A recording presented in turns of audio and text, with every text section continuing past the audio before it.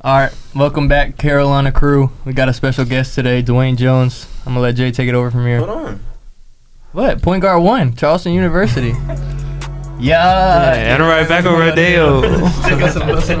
Yeah. All right, fellas. Today we got Dwaine Jones.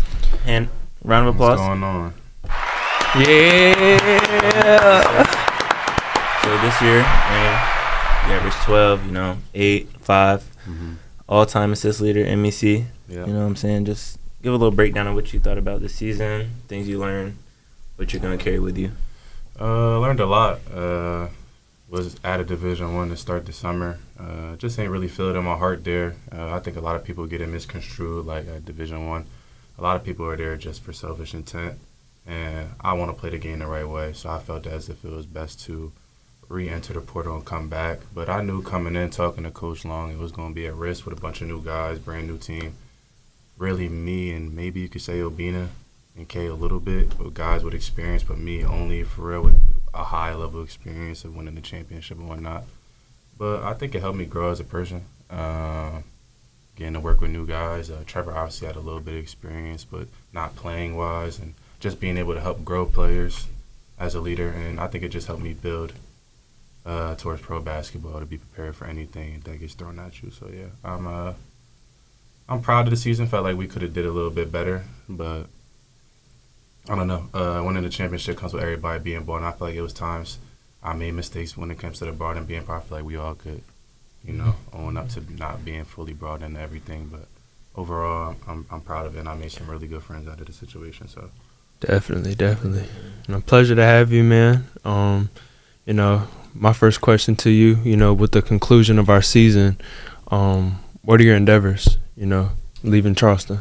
To definitely take on pro basketball, but first and foremost, graduate is a big deal for my mother. I always been naturally smart, but I've never been a big school guy, bro, if I'm just being completely honest with you.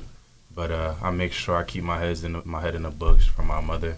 So she'll be able to see me graduate here in a couple weeks. So that's big for me, just to make my mom proud, who's made a ton of sacrifices for me. But the main goal for me since a kid is always to play professional basketball. So talking to agents right now, and I'll be playing in Europe or somewhere here soon. So yeah, that's what I got planned for right now. What would be your ideal location to go play overseas? I don't really got an ideal location. If I had to choose, though, probably Germany, because I know that's the best country besides the United States for basketball.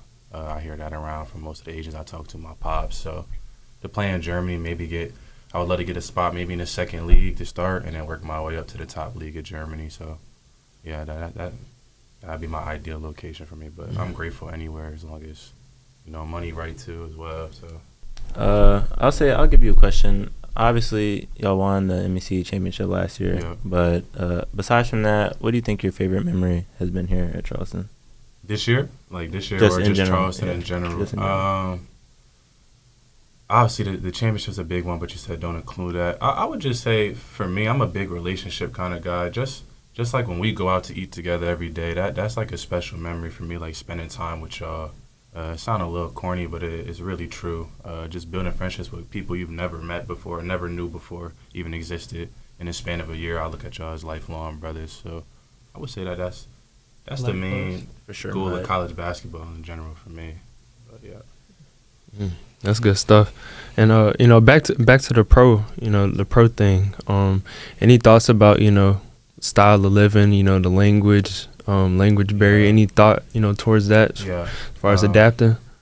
I know I definitely have to adapt, but I always y'all know, I'm kind of like a loner in a sense. Like I like to be by myself and have my own space, and then I come around when it's time to pop up, make sure everybody good. But I know it'll be a little bit of a language barrier, but that's what my agent is for. I want to make sure I'm not in a super sticky situation to where I'm just out there where everybody's just not speaking English. But I think I'll be fine regardless of the fact, because I've been 10 plus hours away from home my whole college career, so I think I'll be all right.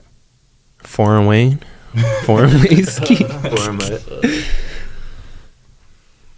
I just want to say, with you like entering the portal, coming back, I feel like that was a big step for us. So I just say, I'm grateful for you like coming back and playing with us, taking the opportunity to play with us. It's been a pleasure to play with you. Your leadership skills, your skills on the court, obviously we all see, but behind the scenes nobody sees the leadership and the type of guy you are. So I just want to shout you out for that. And I feel like we had a great year, built friendships as we said, but it's bigger than basketball, and we got lifelong relationships now. Yeah, for sure. Me and Trevor, we're probably gonna head over to the Civic Center after this, watch some high school hoops. What's like some advice you have for like a high school player that wants to play in college? Like, what would you tell them? Nowadays, sheesh, with that portal and stuff, a lot of coaches are looking for older guys. But I would just say, separate yourself. I know I'm close with a couple of my high school guys back home, my little brothers, and I've been really preaching to them maybe a prep route or a JUCO route, just because nowadays coming in as a high school, unless you really, really, really separate yourself, it's hard to get your foot in the door at high level stuff. You know what I'm saying? But just stay down. Scoring isn't everything. That's big advice I want to get to somebody. I've always been able to play on the basketball court for playing defense and sharing the ball. But I feel like nowadays that gets construed that everybody needs to score. But do something that separates yourself, be a great teammate, and build connections, because you never know what coach may leave and go somewhere and think about you or something like that. So it's the only advice I really have for a high school player. I feel like to build on that, like just being around coaches and like being recruited and stuff, like when a coach come to recruit you, like the basketball skills is like kind of like second. It's like mostly the type of person you are. Yeah, So like just be a good person, like do the things, like we said the other day, like do things behind the scene when no one's watching, do the good things, do the right thing. So I feel like coaches look for character first, and then obviously if you can hoop, you can hoop. That's definitely true, Little off topic a little bit, but back to reminiscing, about the year. But you got any like funny memories? I know we had a lot of A ton, bro. yeah, a ton, man. But anyone in particular that sticks out? I never seen this game before, but the joint y'all do in the locker room where y'all do the pointing, you know what I'm talking about? Oh, the shadow boxing. Shadow boxing, bro. Every day that give me a great laugh. But I just say in general, I just think we have a ton of. I think Coach Long did a good job getting great character guys who know how to like light up a room on their own. I mean, I can name down the list: Ja'Cory, you, Trev, Rico, being a bunch of guys that are just funny and fun to be around. So it was funny moments every day. I really can't name a bunch, but the shadow boxing one was for sure my number one. Watching Chris and Mike and them do it. Shout out Chris, man. He only got one move. You got one combo. Yeah. We need to get him in here Chris? one of these days. Yeah, we're gonna get him on. Shout out Chris, man. I know you watching. I want to say definitely. I think it's fair to say that the Cal PA game was definitely one of the most exciting games we had this year. For sure. Can you just talk about that game and how it felt to play in that one?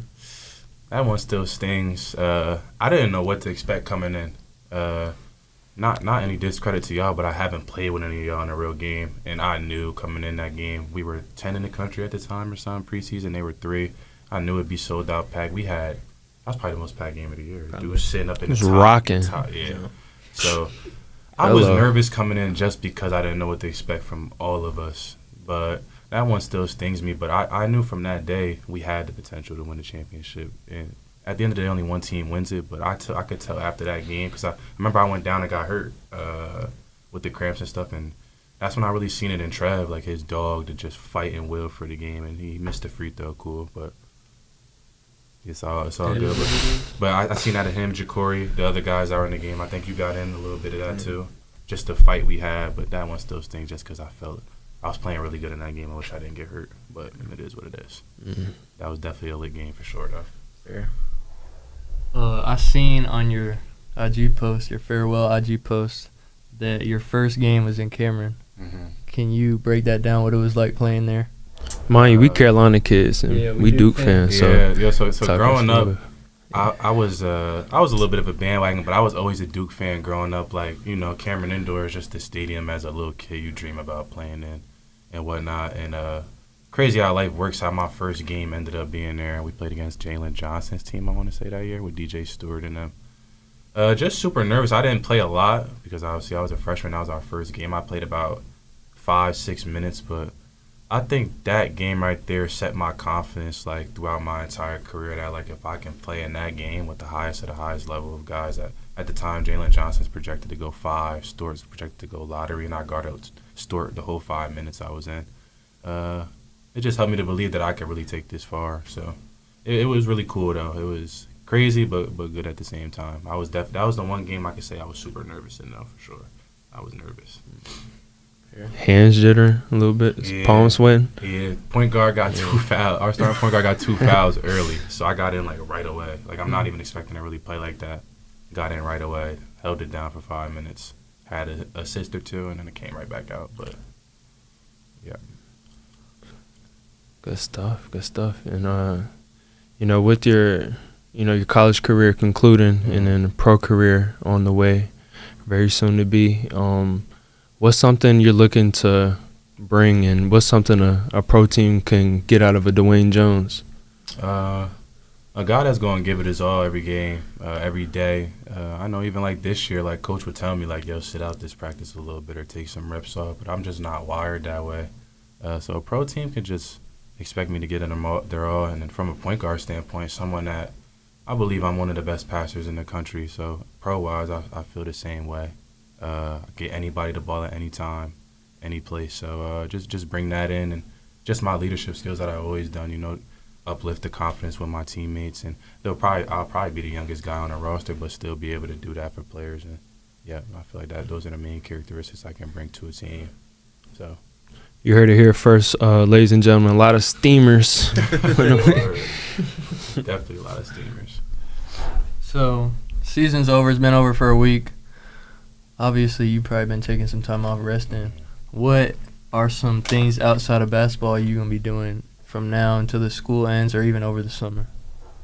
I'm not really like a crazy guy when it comes to like doing activities and stuff like that. I like to always after the season, just like I told y'all, go into hibernation a little bit. Like I don't think people realize that maybe don't play basketball from the outside looking in, like how much stress it is on a day-to-day basis to, especially when I feel like when you're just a team that's at a regular level, when you know there's no expectations, it's easy to just show up and play basketball. But you're at Charleston, which is a powerhouse, like you're expected to win a championship or at least be there every year. Mm-hmm. So just very stressful. I wanted to take time off, but after the little run last night, I felt a little bit out of shape. Not crazy, but I'm ready to just get right back in the gym, to be honest with you. Start training, preparing myself for the next level. But other than that, I really just like to play video games, chill with my friends, catch up with my twin brother who lives in Texas. Nothing too crazy. I ain't too much of a big activity guy, bro. When we getting back on the game, man? For real. Squad. Yes. Yeah, I need some headphones, bro. Have me in there. Can't hear nothing. Playing off pure senses. Now that your college career is over and you can really like reflect, what is like a couple of things that you can say, like, obviously you guys won that championship. Like, what are some things that you notice separate the teams that like can go all the way and win it, and like the other teams that don't make it all the way? It sounds a little bit like cliche, like I said before, a buy-in. I feel like if one guy is not brought in to what you're trying to accomplish, it can ruin everything. And that ain't just our team that dealt with it. That's teams all around the country that deal with it at some point in time. It only take one day for you to slip up, like playoff-wise, to slip up culturally or buy-in wise. But I would just say the only thing that separated us was I don't know. I don't want to step on like toes, but I feel like everybody got an ego, right? I got an ego. I feel like I'm the best player on the floor when I'm playing at the top of my game. You may feel you're the best player on the floor, but I feel like when those get mixed in between the goal of winning, I think that could hold you back from winning the championship. And last year, we had a handful of guys that were first team players. If realistically, they could have put all of us on the first team last year in that first 5, and we all knew from day one, like, nothing's coming in between us winning that championship. So I would say that's the main thing. And then just, like, little stuff, like I said, in the locker room after we lost to Glenville, just, like, scout stuff. Like, this guy, he's a shooter, but he hasn't been hitting, but you still got to play him with that respect that he's a shooter, just for an example. And, those are, like, the main 2 things I would say. So for sure. I think we all realized that, like, the buy-in and the culture stuff this year was just as important as, like, skill, if not more. Yeah. So. Yeah, the championship thing, I could say Because when I was at State, I played on two really good teams at State, and it's much more emotional than it is the basketball playing wise. If you're emotionally invested and then you bring the basketball stuff along with it, then that's when it all comes together. Sure.